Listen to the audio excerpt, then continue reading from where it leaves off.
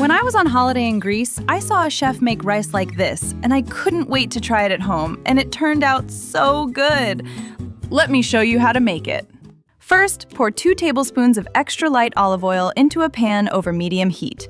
Add 1 cup of uncooked rice, which is about 200 grams, and stir it for a minute or two so the rice gets lightly coated in the oil. It should start to look a little glossy, but you do not need to brown it. Then add 2 cups of water to the pan, and also add half a teaspoon of salt. Give everything a quick mix. Keep it on medium heat until the water starts to gently bubble. Then lower the heat to low. Put the lid on and let it cook for about 15 minutes until the rice has soaked up the water and looks soft and fluffy. In a separate bowl, crack 4 large eggs.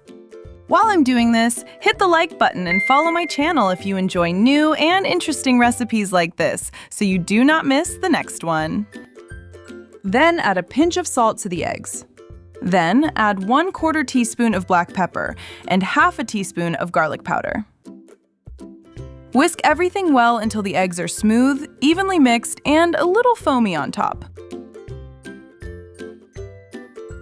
Next, add 1 bunch of chopped leeks, 1 medium chopped tomato, and 2/3 cup of plain Greek yogurt. Give everything a good mix until it looks nicely mixed. By now, the rice should be perfectly cooked and all the water should be absorbed. Take off the lid and gently fluff the rice with a spatula so it loosens up and looks light instead of sticky or clumped together.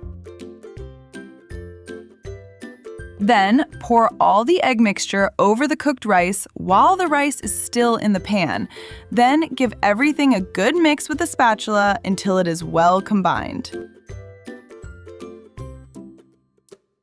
Then, put the pan back on the stove over low heat and let it cook gently without stirring for about 8 to 10 minutes until the rice and eggs set into one firm layer, kind of like a pizza.